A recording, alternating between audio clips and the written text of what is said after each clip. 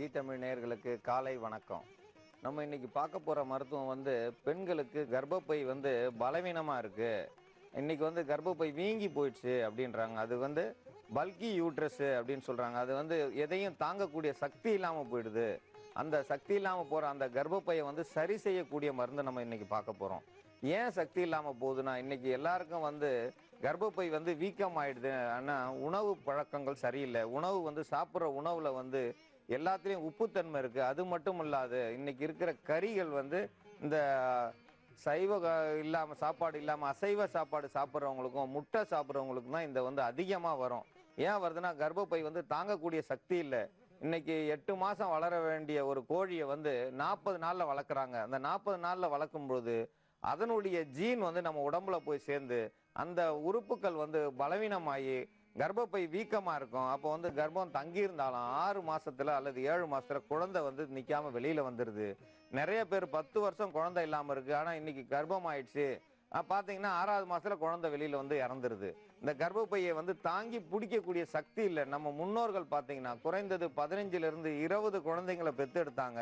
ஆனா ஒரு குழந்தை கூட இந்த மாதிரி நடுவழியில கலைஞ்சதே கிடையாது. ஏன்னா அவங்க சாப்பிட்ட உணவுகள் அனைத்துமே சிறுதானியங்கள். சிறுதானியங்கள் சாப்பிடும்போது உள் உறுப்புகள் இறுக்கமா இருக்கும். அதிக அளவு உடல்ல பலம் இருக்கும். இன்னைக்கு பலமே இல்லாதது. எல்லா உணவுலையும் சத்துக்கள் குறைபாடு இருக்கு. சத்துக்கள் குறைபாடு நம்ம சாப்பிடும் பொழுது நம்ம சொல்லுவோம் மலட்டு கோழி மலட்டு முட்டை. இந்த மலட்டு முட்டையும் மலட்டு கோழியும் சாப்பிட்டா நம்மளுடைய அந்த கர்ப்பப்பையும் மலட்டுத்தன்மையை ஏற்படுத்துறதுக்கு தான் அந்த பல்கி யூட்ரஸ்ன்னு சொல்ற அந்த கர்ப்பப்பை வீக்கம் ஏற்படுது. அதனால தயவு செய்து அந்த கருவுற்ற பெண்கள் அதிகம் சாப்பிட்றத கொஞ்சம் குறைச்சிக்கிங்க கறி மீனை. ஏன்னா அந்த கர்ப்பப்பை வீக்கம் அதிகமாயிடுச்சுன்னா அவங்களுக்கு குழந்தை பிறக்கும் வாய்ப்பே குறைஞ்சிரும். அந்த கர்ப்பப்பை எந்த நேரமும் திறந்தே இருக்கும். அப்போ மாதவிடாய் நிக்காம போய்கிட்டே இருக்கும். அதுலயும் உடல் கெட்டு போயிடும். அப்போ கர்ப்பப்பை தாங்கி பிடிக்கக்கூடிய சக்தியை கொடுக்கணும். அந்த சக்தியை கொடுக்கணும்னா நம்ம எந்த அளவுக்கு நம்ம உடலை பாதுகாக்கணும்னா சிறுதானியங்கள் எடுக்கணும், நல்ல உணவுகளை சாப்பிடணும், நல்ல எண்ணங்களோடு இருக்கணும். அவங்களுக்கு அதிக கோபம் வரும். பார்க்கலாம் நீங்க அந்த பல்கி யூட்ரஸ் இருக்கிறவங்க பார்த்தீங்கன்னா நிறைய கோபம் வரும். கோபம் ஏன் வருதுன்னா, அந்த கர்ப்பப்பை தாங்காம கர்ப்பப்பை வாய் முனையில அந்த இடத்துல முழுவதும் புண் மாதிரிகள் இருக்குமா. அந்த புண் மாதிரி இருக்கும்போது அந்த கர்ப்பப்பை இறுக்கி மூட முடியாது. மூட முடியாம இருக்கும்போது கருப்பை வாய் திறந்து இருக்கும். அதுல வெட்டைகள் வெளியாகும். அவங்களுடைய உதிரப்போக்கு நிக்காம போய்கிட்டு இருக்கும். அப்போ உடல்ல பலம் குறைஞ்சிரும். பலம் குறைஞ்சதுன்னா அவங்க கருத்தரிக்கிற வாய்ப்பு குறைஞ்சிரும். அவங்க 10 வருஷம் 15 வருஷம் காத்து இருந்தாலும் மீண்டும் குழந்தை தங்காது. தங்குனாலும் அவங்களுக்கு அந்த 5வது மாசத்திலே பயம் வந்துடும். ஏன்னா நம்ம ஏற்கனவே 6 மாசத்துக்கு குழந்தை வெளியில வந்துருச்சு.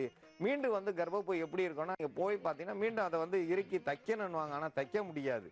ஏன் தைக்க முடியாதுன்னா, உள்ள குழந்தை இருக்கும்போது வாயை அந்த இடத்த தைச்சோம்னா அந்த குழந்தைக்கு பாதிப்பு ஏற்படும். அப்போ இயற்கையா எல்லாமே சரி பண்ணணும்.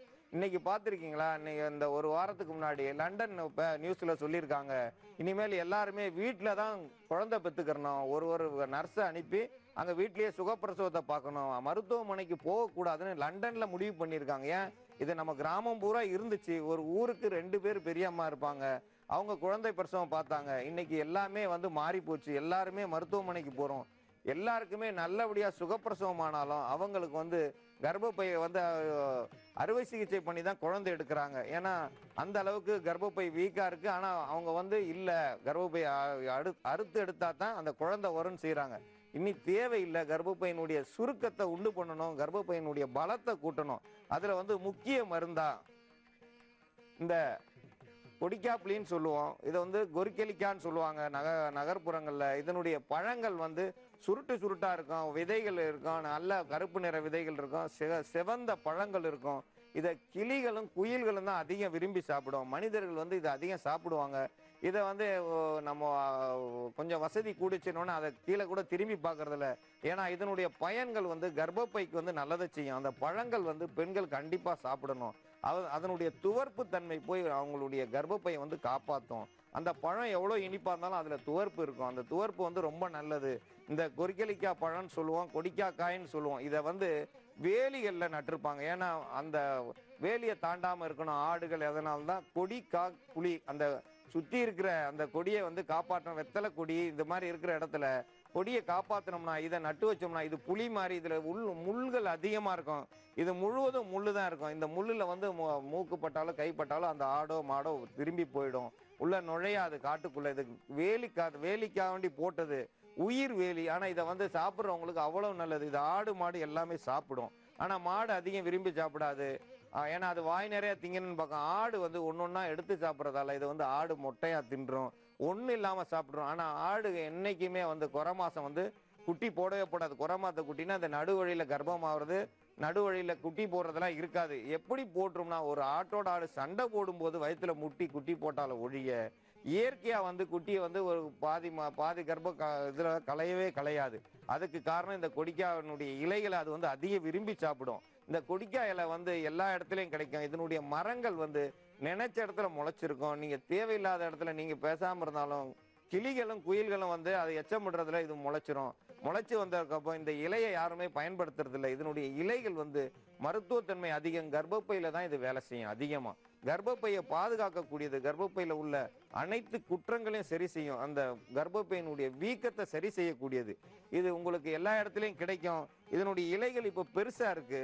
அது வெயில் காலத்துல பாத்தீங்கன்னா இதனுடைய இலைகள் கொஞ்சம் சுருக்கமா இருக்கும். இது வந்து மழை காலத்துல இருக்கிறதால நல்ல ஒரு வளர்ச்சியில இருக்கு. அதோட சேர்ந்து வில்வம். இந்த வில்வத்தை வந்து நம்ம வந்து எல்லா இதுக்கும் பயன்படுத்தலாம். இது ரத்தத்தை சுத்திகரிக்கும், கர்ப்பப்பையை பாதுகாக்கும். இது சிவனுக்கு உகந்தது. சிவன் என்ன, நம்ம உடல்ல உள்ள எல்லா பகுதியும் காப்பாற்றக்கூடியது. சிவன் வந்து நம்ம நெற்றியில தான் இருக்குன்னு நம்ம சொல்லுவாங்க. ஏன்னு கேட்டீங்கன்னா நெற்றியில தான் வந்து நெற்றிக்கண் இருக்கு. இல்ல நீங்க கண்ணை மூடி பார்த்தாலே அங்க சிவன் வந்து ஆட ஆரம்பிச்சிருவாரு.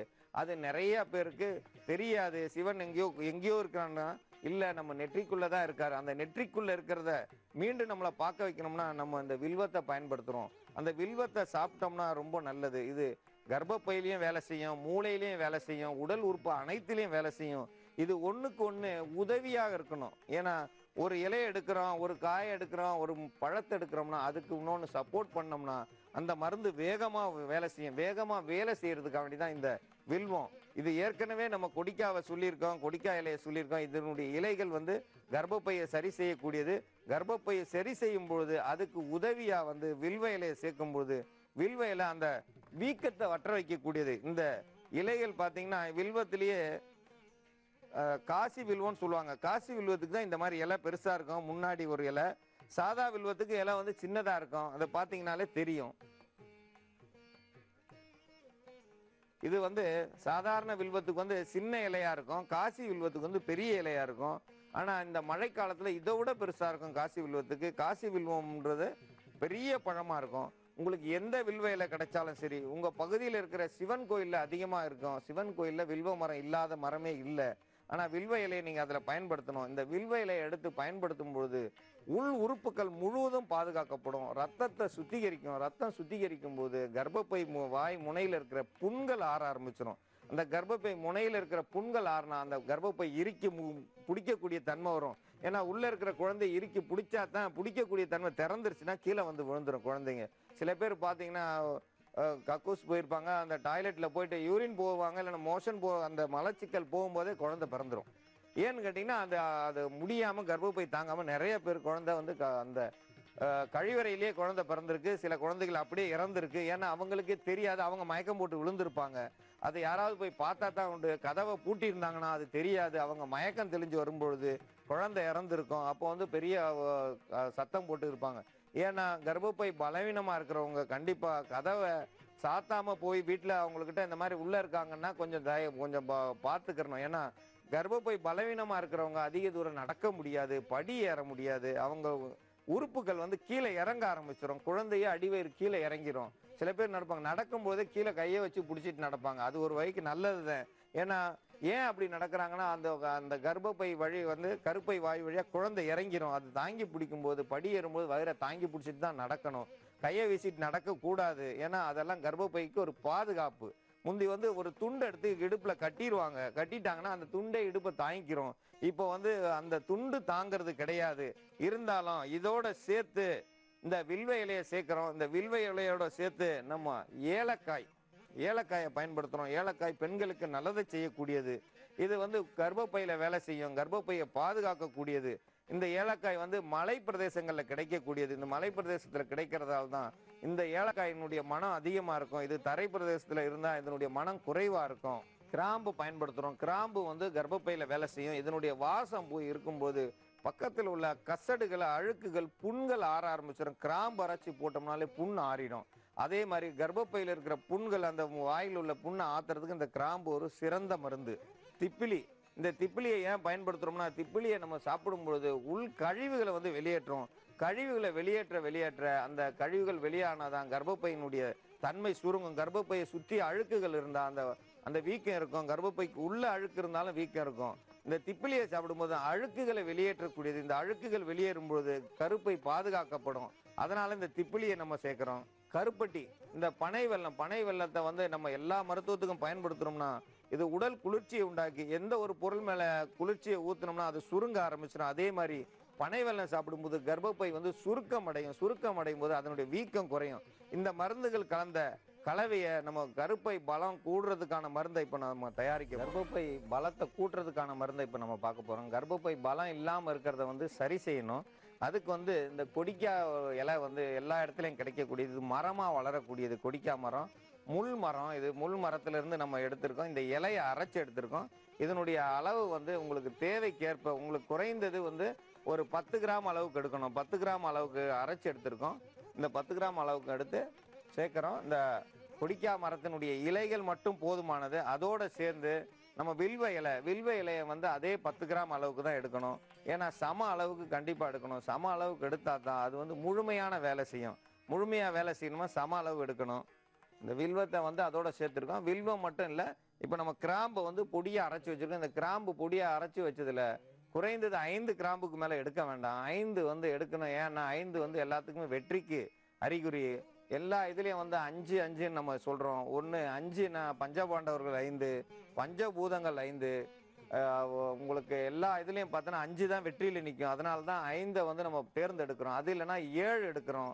7னா எல்லாமே சுரங்கள் 7, உங்களுக்கு உலக அதிசயம் 7. இது மாதிரி 9ன்னு எடுக்கும்போது நவகிரகங்கள் இருக்குது. அந்த மாதிரி மருத்துவத்திலேயே ஒன்றுத்துக்கு ஒன்று 7, 9, 10ன் போது தச அவதாரம், அந்த தச அவதாரத்தை 10ஆ கணக்கு பண்ணி எல்லாத்தையும் சரி செய்யக்கூடியதுன்னு நம்ம கணக்கு பண்ணுவோம்.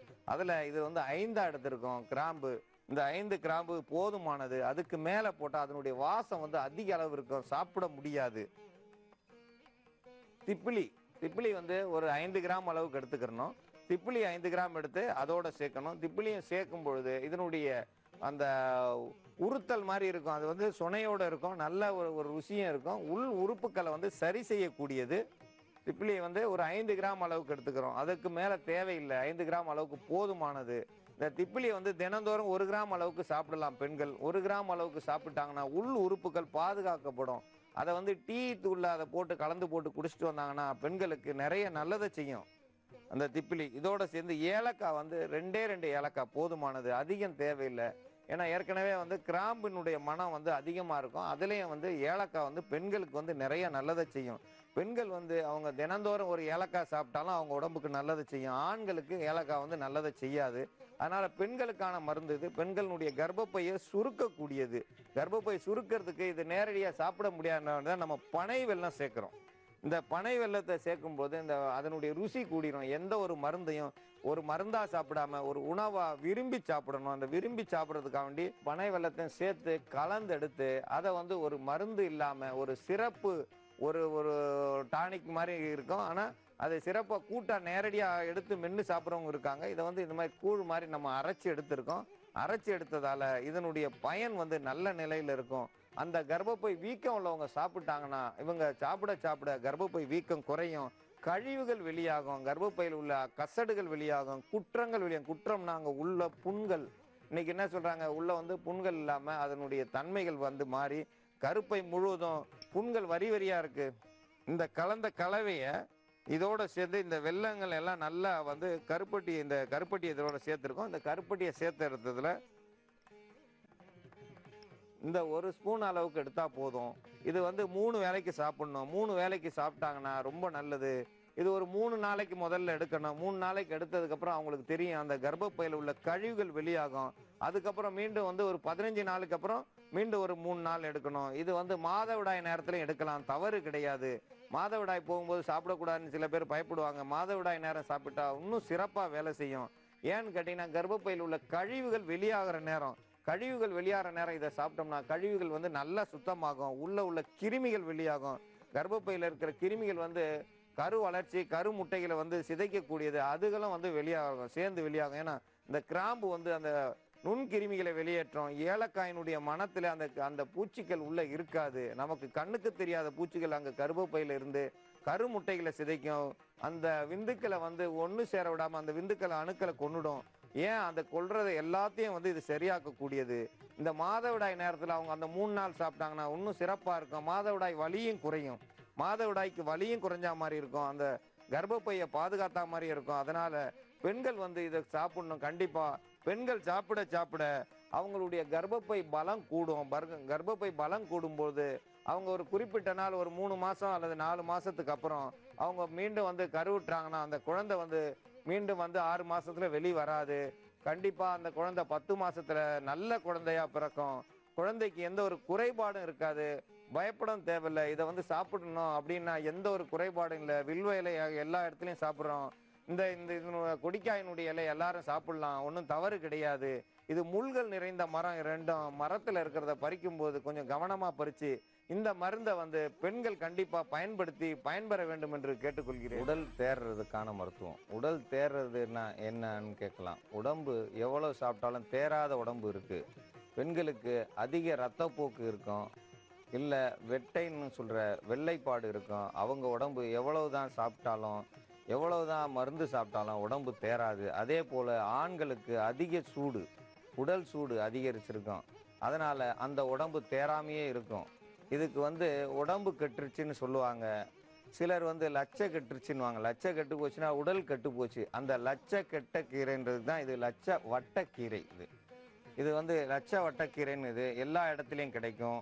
இதை குச்சியை ஒடிச்சு வச்சாலே போதும், அப்படியே தழுக்கும். இது இந்த லட்ச வட்டக்கீரை. இது எவ்வளவு உடல் கெட்டு போயிருந்தாலும் அந்த லட்ச கெட்டு போச்சுன்னு சொல்றோம். லட்ச கெட்டு போச்சுன்னா நம்ம உடல் பாதிப்பாயிருச்சு, இந்த உடம்பு தேராது அப்படின்னு சொல்லி வச்சிருக்கிற அந்த லட்ச கெட்டு போயிருந்தாலும் நம்ம உடம்புல எல்லா உறுப்புகளும் செயல் இழக்கிற லெவல்ல இருந்தாலோ அந்த நிலையில இருந்தாலோ அவங்க உடம்ப மறுபடியும் செயல்பட செய்யும். இதுக்கு கூட வந்து சின்ன வெங்காயம், பூண்டு, மிளகு, சீரகம் இதெல்லாம் சேர்த்து நம்ம மருந்தா பயன்படுத்தாம ஒரு சமையலுக்கு உணவா பயன்படுத்தணும். இது ஒரு சாதாரணமா இருக்கிற நேரத்துல குறைஞ்சது ஒரு 100 கிராம் கீரையை எடுத்து பொடி பொடியா நறுக்கி அதுல ஒரு 10 கிராம் அளவுக்கு பூண்டு, ஒரு 50 கிராம் அளவுக்கு சின்ன வெங்காயம், ஒரு 10 மிளகும், ஒரு 5 கிராம் அளவுக்கு சீரகமும் போட்டு இதை வேக வச்சு அதை சிறுக சிறுக சாப்பிட்டு வந்தா அவங்க உடம்பு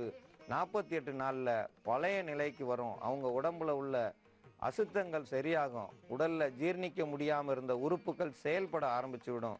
புதிய ரத்தம் ஊற ஆரம்பிச்சிடும். உடம்புல கெட்டுப்போன உறுப்புன்னு நம்ம நினைச்சிருப்போம், ஆனா எல்லாமே செயல்பட ஆரம்பிக்கும். இந்த கீரையை சாப்பிட சாப்பிட ரத்த போக்கு வந்து கண்டிப்பா கட்டுப்படும். வாரம் ஒரு முறை சாப்பிட்டா உடம்பு ரொம்ப நல்லா இருக்கும். உடல் கெட்டவர்களுக்கு கண்டிப்பா தினமும் சாப்பிடணும். குறைஞ்சது 48 நாள் சாப்பிட்டா அவங்க உடல் கெட்டு போயிருந்தாலும் உடல் வாகு மறுபடியும் பழைய நிலைக்கு வரும். இந்த இலைய அசைவ முறையில் சாப்பிட்றவங்களும் கண்டிப்பா இதை பயன்படுத்துவாங்க. இதோட சேர்த்து ரத்தத்தை சேர்த்து பொரிச்சு சாப்பிட்டாங்கன்னா அவங்களுக்கு அது ஒரு நல்ல பலனை கொடுக்குது. கருப்பைக்குள்ள இது அற்புதமாக வேலை செய்யும். கர்ப்பப்பை திறந்தே இருக்கும் சிலருக்கு. அதனால தான் எந்த நேரமும் அவங்களுக்கு இரத்தப்போக்கு ஏற்படும். அந்த கருப்பை திறப்பையும் கருப்பையை பாதுகாத்து கருப்பைக்கு முழு பலமும் சக்தியையும் கொடுக்கும். கருப்பைக்கு மட்டுமல்ல, இந்த வெட்டை நோயில் அவதிப்படுறவங்களுக்கு இது ஒரு சிறந்த மருந்து. இந்த லட்ச வட்டக்கீரையை பயன்படுத்த அவங்க உடல் மேனி அழகு பெறும். எந்த நேரம் பார்த்தாலும் முகம் சுரிச்சுக்கிட்டே இருப்பாங்க. கோபம் அதிகமாக இருக்கும். கோபம் அதிகமாக இருக்கும்போது அவங்க கிட்ட யார் பேசினாலும் கோபம் தான் வரும். அது குழந்தைங்க பேசினாலும் சரி, கணவர் பேசினாலும் சரி, பக்கத்து வீட்டுக்காரங்க பேசினாலும் சரி, எதை சொன்னாலும் கோபம் வரும். ஏன் கோபம் வருதுன்னா அவங்களுடைய முடியாமையால் தான் கோபம் வருது. அவங்க எதுக்கு எடுத்தாலும் கோவிக்கிறாங்கன்னா அவங்க உடம்புல ஏதோ ஒரு பாதிப்பு இருக்குதுன்னு தான் பொருள். அவங்க உடம்பை பார்த்தாலே நமக்கு தெரிஞ்சுக்கலாம். அவங்க மெலிவா இருப்பாங்க, எந்த ஒரு வேலையும் சுறுசுறுப்பா செய்ய மாட்டாங்க. அந்த நிலையில இருக்கிறவங்களுக்கு இந்த மாதிரி இதை வந்து சூப்பா வைக்க வேண்டாம். சூப்பு எல்லாமே தண்ணி எல்லாமே இதோட சேர்ந்து இருக்கணும். இது வெந்ததுக்கு அப்புறம் இதை சாப்பிடணும். இப்படியே சாப்பிட்டா அவங்க உடம்புக்கு அவ்வளவு அற்புதமான வேலைகளை செய்யும். ஏன்னு கேட்டோம்னா இதை சாரா குடிக்கிறத விட இது நேரடியாக சாப்பிடணும். இந்த இலை ரொம்ப மெதுவாக இருக்கும், பருப்பு கீரை மாதிரி இருக்காது, பருப்பு கீரையோட கொஞ்சம் ஸ்ட்ராங்காக இருக்கும், ஆனால் அதிக கடினமாக இருக்காது, பருப்பு கீரை அளவுக்கு மென்மையாகவும் இருக்காது, நல்ல ஒரு ருசியாக இருக்கும். இதை சாப்பிடும்போது அவங்க உடல்ல இல்லை மூளையில் பலம் பெறும். மூளை பலம் பெறும்போது தான் கோபம் குறையும். கோபம் குறையாமல் இருக்கிறவங்களுக்கு கண்டிப்பாக இதை கொடுத்து பாருங்க, கோபம் குறைஞ்சிரும். ஏன்னா இது உடல்ல எல்லா பகுதியும் சரி செய்யும், மலச்சிக்கலை போக்கும். இது மலச்சிக்கல் உள்ளவங்களுக்கு எந்த ஒரு மலச்சிக்கலும் இல்லாமல் ஆக்கும். உடல் பாதிப்பு உள்ளவர்கள் கண்டிப்பாக தினந்தோறும் சாப்பிடணும். 48 நாள் சாப்பிட்டா எவ்வளவு பாதிப்பான உடம்பும் பழைய நிலைக்கு அடையும். பழைய நிலைக்கு அடையும் போது அவங்களுக்கு உடல் புத்துணர்ச்சியை கொடுக்கும். இந்த புத்துணர்ச்சியை கொடுக்க இந்த லட்ச வட்டக்கீரை ரொம்ப நல்லது. இதுக்கு அளவு முறை தேவையே கிடையாது. ஏன்னா எவ்வளவு வேணாலும் நம்ம எடுத்துக்கலாம். லட்ச கெட்டு போயிருந்தாலும் அந்த லட்சையை காப்பாற்றக்கூடிய இந்த லட்ச வட்டக்கீரையை பயன்படுத்துங்க. ஏன்னா இது பயன்படுத்த தான் உடல் தேருமே தவிர, ஒரு நாளைக்கு சாப்பிட்டேன், 2 நாளைக்கு சாப்பிட்டேன், என் உடம்பு தேரலன்னு அந்த கதையை சொல்லக்கூடாது. ஏன்னா இது 48 நாள் சாப்பிட்டே ஆகணும். மருந்து 3 நாளைக்கு தானே சொன்னீங்க, அது வேற. சாதாரணமாக ஒரு நாளில் வந்த ஒரு நோய்க்கு, இன்னைக்கு வந்த காய்ச்சலுக்கு, இன்னைக்கு வந்த தலைவலிக்கு 3 நாள் சாப்பிட்டா போதும். இது அதிக நாள் பாதிப்பு உள்ளவங்க. ஏன்னா இந்த ரத்தப்போக்கு உள்ளவங்களாம் குறைஞ்சது 2 வருஷம் 5 வருஷம் ரத்தப்போக்கு போயிருக்கோம், அதனால தான் உடம்பே கெட்டு போயிருக்கோம். இந்த வெட்டை நோயில் அவதிப்பட்டவங்களும் குறைஞ்சது 4-5 வருஷம் அவதிப்பட்டிருப்பாங்க. ஆண்களுக்கு உடல் சூடுனால அவங்க ராத்திரியில் அவங்க உடல் சூடு தாங்க முடியாமல் இருக்கும், அவங்களால சிறுநீர் கழிக்க முடியாது, அதனால் அவங்க உடம்பு முழுவதும் கெட்டு போயிருக்கும், உடலில் சத்தே பிடிச்சிருக்காது. டிபி நோயாக இருக்குமான்னு பார்த்தா டிபியும் இருக்காது. டிபின்னா காச நோய். இந்த காச நோயும் இல்லை, ஆனால் உடம்பு மட்டும் தேரலையேன்னுவாங்க. ஏன்னா உள்ள ஊறுற அந்த சதையில் உள்ள நல்ல சுரப்பிகள் சுரக்காது, எலும்பில் உள்ள சுரப்பிகள் தானாகவே கொஞ்சம் கொஞ்சமாக குறையும், அந்த சுரப்பிகளை அதிகரிக்கும். இதை சாப்பிட்டா எப்படியாப்பட்டவங்களுக்கும் உடல் பலம் கூடுமே தவிர குறையாது. இந்த மருந்தை எல்லாரும் பயன்படுத்த வேண்டும் என்று கேட்டுக்கொள்கிறேன்.